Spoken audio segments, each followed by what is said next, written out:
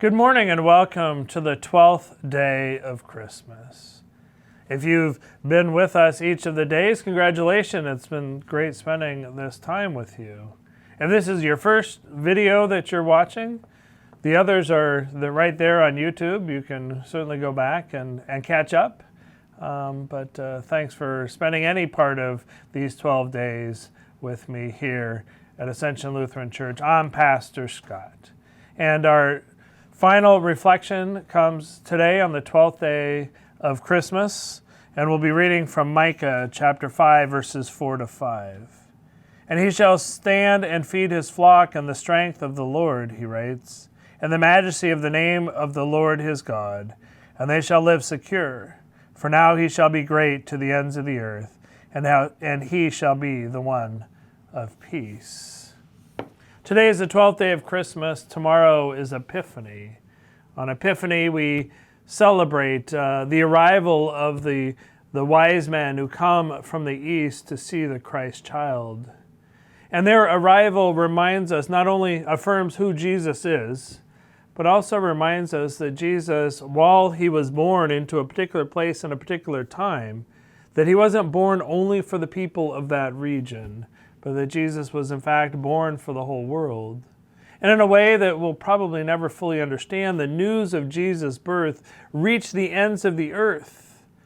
And these men came from the ends of the earth, from the far east, to pay tribute, to come and see this child who was born, who would change the course of human history for the good, for them and for you and for me. Our reading this morning is about letting go and trusting God. Micah says that the flock, that is God's people, should live secure in the knowledge that God is great to the ends of the earth. That sounds easier said than done. For you see, it can be difficult for us to trust, especially when things aren't going the way that we had hoped they would go and they aren't turning out the way that we'd hoped they might turn out. I wonder how differently this past year turned out than you imagined it might be when it started. And I wonder how differently this year might turn out for you than you imagine it might turn out here at the beginning of the new year. I know in our family there were some things that happened that we were fully expecting and anticipating. We began this last year with the knowledge that my father was gravely ill and would soon die. And he did in the beginning of the year. And that was to be expected. Also this past year, we were expecting our daughter to get married. And she did. And that was to be expected.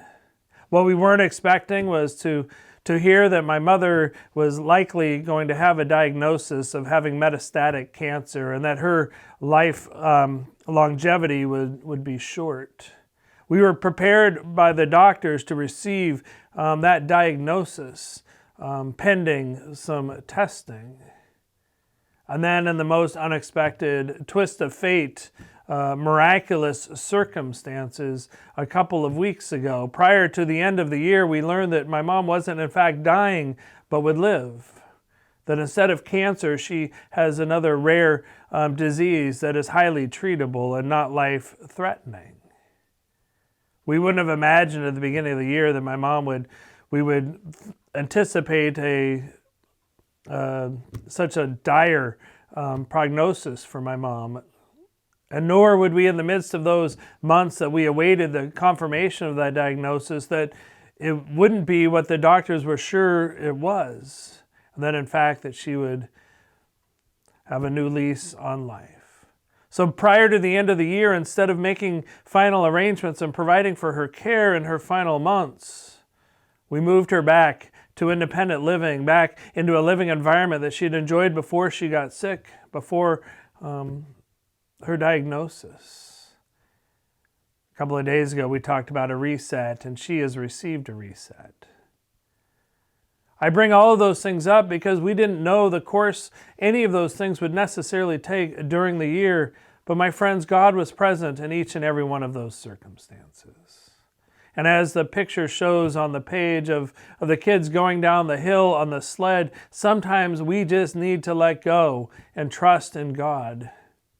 Trust in God to care for us. Trust in God to guide us. And know that even if things don't turn out the way that we expect, that God is present. God was present when my father passed away. God was present when my daughter said, "I do." God was present when we were told to prepare for the worst with my mother, and God was certainly present when we got the good news that her diagnosis, what they thought, wasn't the case. And God is present in all circumstances in our lives. So trust in the Lord your God. Now and always I pray. And I look forward to spending more time with you in the days, the weeks, and the months ahead. Take care.